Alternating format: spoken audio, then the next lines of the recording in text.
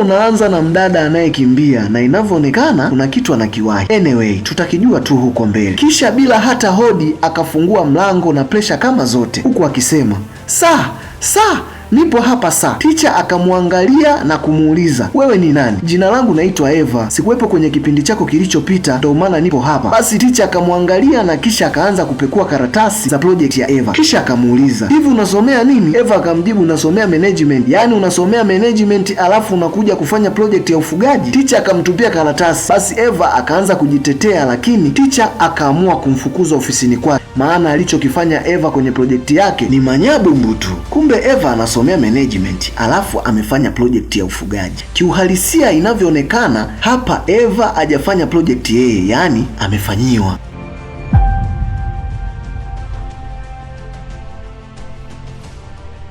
Mida ya darasani, Ticha akaamua kuwapa sheria ngumu wanafunzi wake wote anaowasimamia projekti zao, maana yeye ndo supervisor wao. Sheria namba 1, kwa mwanafunzi ambaye atachelewa kwenye kipindi chake na kumkuta anafundisha, basi mwanafunzi huyo atafeli kozi yake na kuto graduate. Sheria namba 2, akasema, mimi ni mtu ambaye nipo busy sana, kwa hiyo nitakuwa natoa topic za projekti zenu. Ninachohitaji kutoka kwenu ni ufuatiliaji na muweze kufanya research za projekti zenu. Aha, kumbe ndo tunatambua hawa ni wanafunzi wa chuo na wako mwaka wa mwisho katika masomo yao, ndo maana wako busy sana kufanya research za projekti zao. Kwa upande wa wanafunzi ni malalamiko tu yasiyokuwa na mwafaka, yaani sawasawa nampigia mbuzi gitaa. Basi Ticha baada ya kuzungumza machache akaaga na kisha akajichenga. Basi mida baadaye mchana, Eva akaamua kumfuata bisho fulani aitwaye John. John akiwa busy kusikiliza music na headphone zake, ghafla akaitwa, John, nahitaji kuzungumza na wewe. Kuzungumza kuhusu nini? John, uliniambia utanisaidia kuhusu projekti yangu,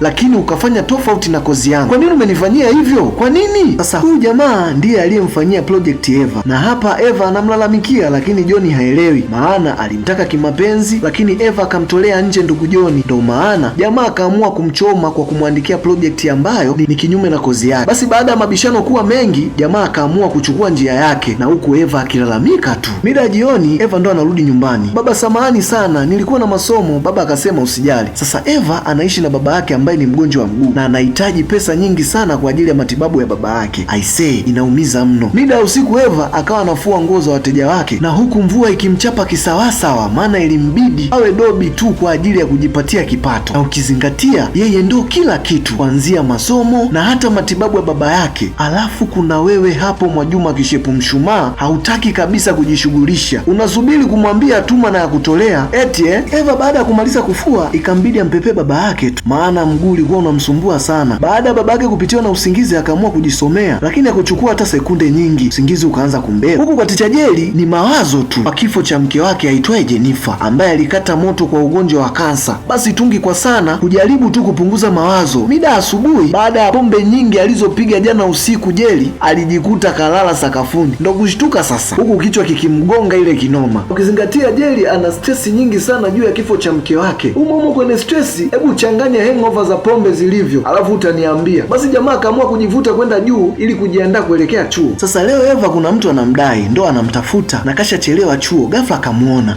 antio my sister. Kisha akamfuata na kumwambia, amjibu, Eva, nilikuwa nimempeleka mtoto wangu shule, kwani kuna shida? Eva akamwambia, ndiyo, nimefuata pesa yangu. Kisha anti akampatia, lakini Eva baada ya kuhesabu pesa ile ikawa haijakamilika. Eva badala ya kupewa naira 5,000 alipewa naira 3,000. Basi ikawa ni mabishano. Eva anataka pesa kamili na mteja wake hataki kumwongezea kabisa. Baada ya hapo, mteja akaamua kuchukua njia yake na kumwacha Eva akilalamika kutokana na kazi aliyoifanya hailingani kabisa na pesa aliyopatiwa. Basi mida darasani, kipindi Eva anaingia na Ticha ndo anamalizia kukusanya karatasi za testi, kisha akaondoka. Rafiki yake akamwambia, Eva, tumefanya testi na Ticha akasema hii ndo chapter 3 ya project yetu. Eva akashangaa na kusema, lakini hakutoa taarifa. Rafiki yake akamsisitiza Eva kumfuata Ticha na kumwomba msamaha ili aweze kufanya test, maana anaweza kushindwa kabisa kumaliza mwaka wake wa masomo. Bila kupoteza muda, Eva akamfuata Ticha ili kumuomba aweze kufanya test, lakini Ticha hakumuelewa kabisa, na Ticha akamwambia Eva inabidi aache kufanya somo lake, maana hayupo serious kabisa na somo hilo. Eva ikabidi kumuuliza Ticha ni kwa nini anamchukia kiasi hicho, lakini Ticha hakumzingatia kabisa Eva. Eva ikabidi tu kuondoka. Basi mida usiku mwingi, babake akawa anasumbuliwa na mguu kupita maelezo, na babake akamwambia mwanaye anatambua yeye ni mzigo mkubwa sana kwake.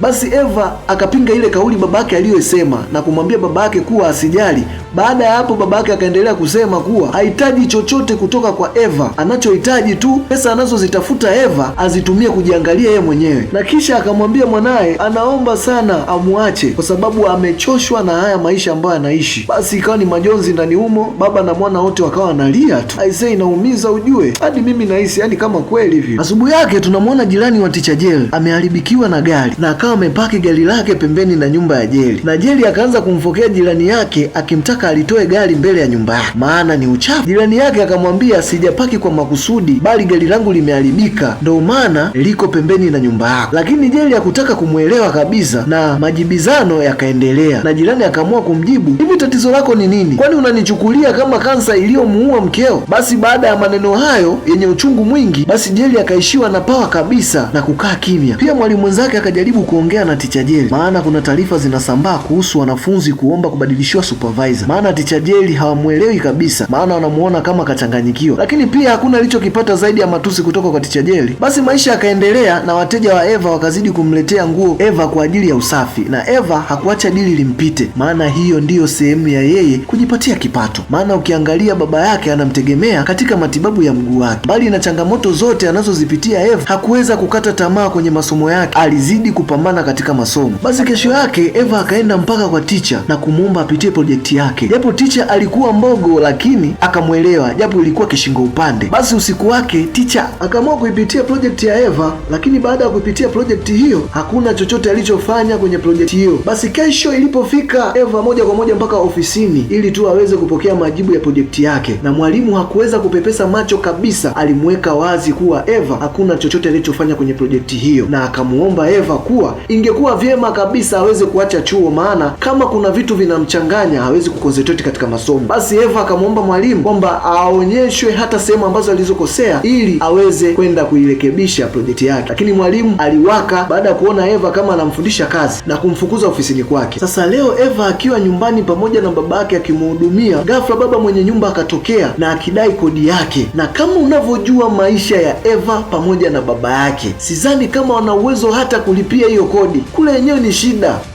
I hold your mouth. Talk. You want talk? I don't want talk. Now money I want. I know I owe you, landlord. Please. You see, it's only my daughter that works to pay and feed me. I am incapacitated. Capacity what? Please. Leave me alone with all this rubbish you are talking, Jare. What? Landlord! Oya, where go? Oya, what? My pride. Landlord! Landlord! I say, kuna muda unaweza kumkufuru Mungu wako kwa changamoto unazozipitia katika maisha na ukahisi wewe si chochote kwenye hii dunia. Sasa sehemu ya kwanza ya huu mzigo inaishia hapa, na hii yote ni kutokana na huu mzigo kuwa mrefu sana. Ila kabla sija sign out, naomba nikupe big announcement. Nitakuwa nasoma comment 5 zenye kushiba na zitakuwa zinaonekana mwisho wa recap. Cha msingi unachotakiwa kufanya wewe ni kunitajia jina lako unapotokea, na kisha dondosha comment yako ya nguvu sana, hapo utakuwa umetisha ile kinoma noma. Alafu mimi taisoma next recap. Mimi hapa ni storyteller wako, naitwa Msaudia TZ. Tukutane sehemu ya pili.